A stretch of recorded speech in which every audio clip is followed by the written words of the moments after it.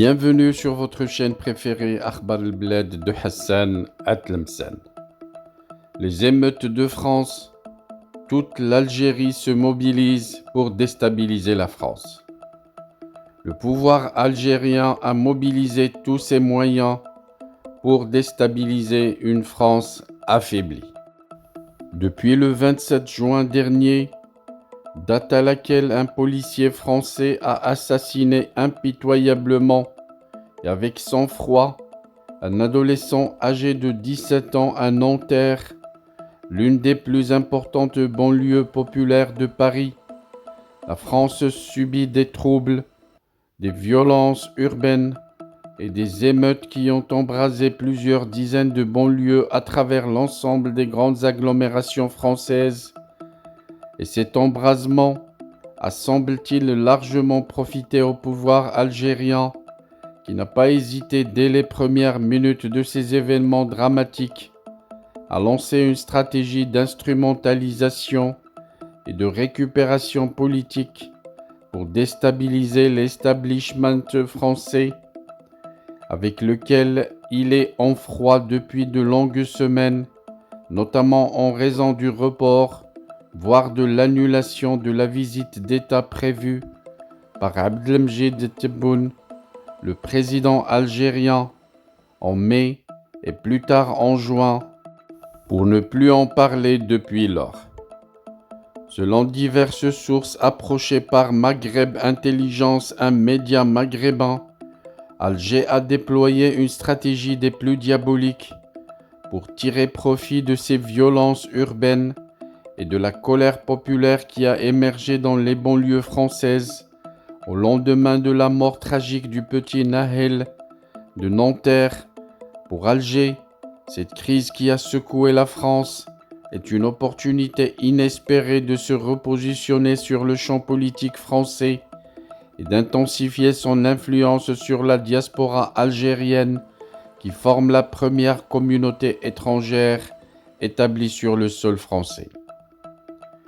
Cette crise a été transformée par le régime algérien en une fenêtre de tir pour bousculer et déstabiliser les lobbies les plus anti-algériens en France, certifie à Maghreb Intelligence, une source sécuritaire algérienne, et par lobby anti-algérien, la même source assure que le pouvoir algérien entend considérer la police française, les services de renseignement français et le ministère de l'Intérieur français comme faisant partie de ces lobbies en raison de leur politique hostile aux intérêts du régime algérien en France et de leur refus de coopération quand les dirigeants algériens demandent aux autorités françaises de neutraliser des opposants vigoureux et véhéments installés en France.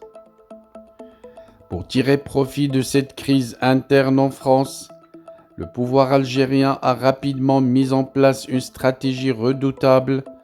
D'abord, dès le 27 juin dernier, et lorsque la mort de Nahel a provoqué une onde de choc inédite au sein de la communauté maghrébine en France, Alger a instruit son ambassade à Paris et ses antennes diplomatiques dans les grandes villes françaises de s'impliquer grandement dans la gestion de cette crise, en contactant très rapidement les proches de la victime et en exploitant massivement ses origines algériennes. Issu d'une famille d'origine kabyle, originaire de Béjaïa, le petit Nahel tué par la police française a servi de bon prétexte pour que le régime algérien surfe sur la problématique du racisme au sein des forces de l'ordre en France et récupérer politiquement ainsi ce drame en évoquant le douloureux racisme anti-algérien qui minerait supposément la France. Ainsi, le bureau de sécurité du consulat d'Algérie à Nanterre, l'un des plus importants consulats algériens dans la capitale française, Paris, et les membres du service consulaire ont été instruits dès le 28 juin de prendre attache avec l'entourage familial du défunt Nahel et de participer à toutes les actions populaires exigeant la vérité ou la justice pour la mort de ce jeune adolescent français que la diplomatie algérienne va rapidement présenter comme étant membre de la communauté algérienne établie en France, alors que ses relations avec l'Algérie sont tout bonnement superficielles et n'avait jusqu'à sa mort jamais visité ou connu le pays d'origine de ses parents. C'est dans ce contexte que le 29 juin, le jour de la marche blanche pour Nahel organisée à Nanterre, de nombreux diplomates algériens ont assumé ouvertement leur participation à cette action de protestation contre le racisme de la police française, des associations de banlieue proches de l'ambassade d'Algérie à Paris ou entretenant un lien direct avec des consulats algériens dans la région parisienne ont été également mobilisés pour prêter main forte aux organisateurs de cette fameuse marche blanche qui a fini par des affrontements violents opposant des manifestants aux policiers français. À partir d'Alger, les chaînes de télévision privées algériennes mobilisent des pigistes établis à Paris pour les envoyer interviewer la grand-mère de Nahel et d'autres membres de son entourage.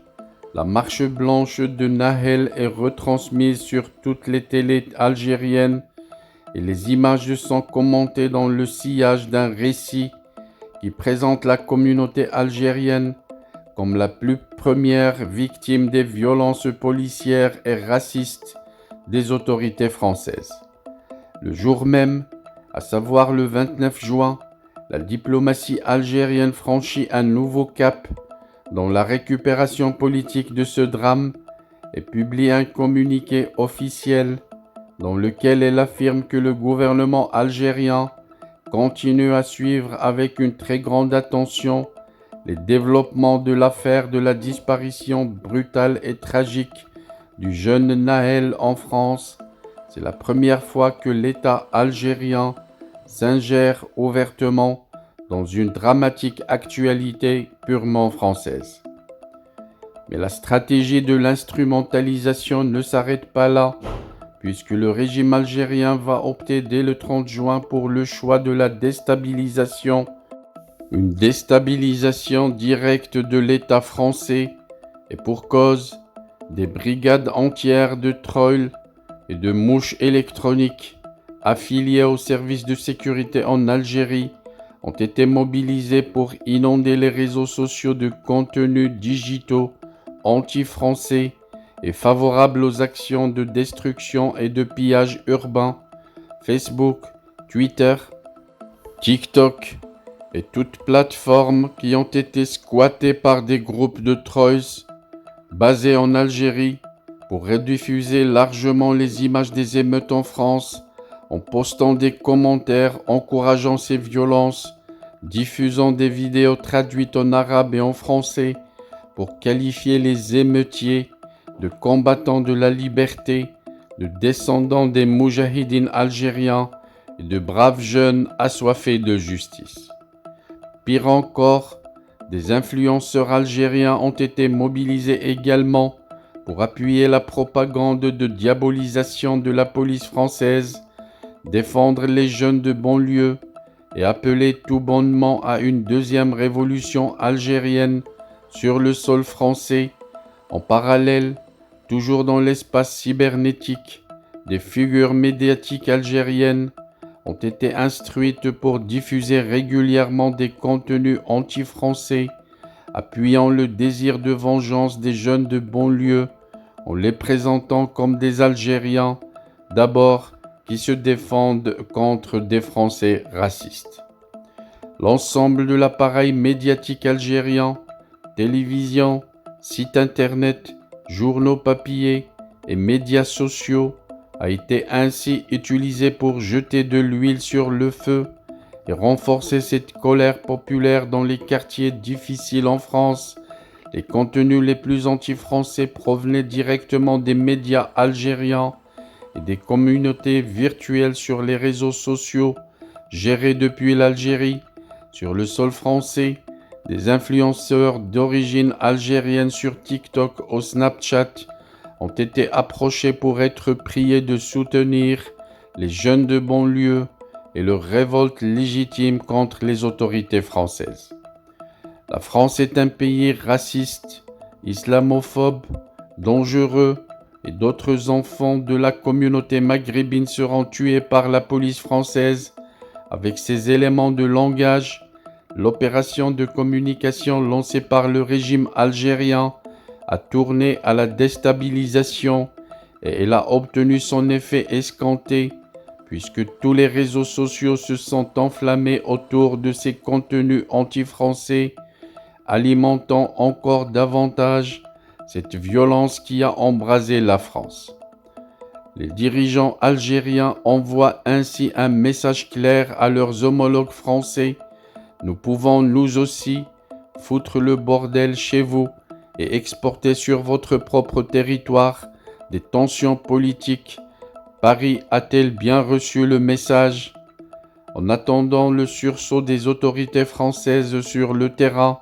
le bilan des émeutes urbaines est lourd. Jusqu'au dimanche 2 juillet, le ministère français de l'Intérieur comptabilisait plus de 5000 véhicules incendiés, 10 000 feux de poubelle, près de 1000 bâtiments brûlés, dégradés ou pillés, 250 attaques de commissariats ou de gendarmerie, plus de 700 blessés parmi les policiers. Un homme de 54 ans est mort dans la nuit du jeudi à vendredi en Guyane, touché par une balle perdue tirée par un émeutier, selon la police française.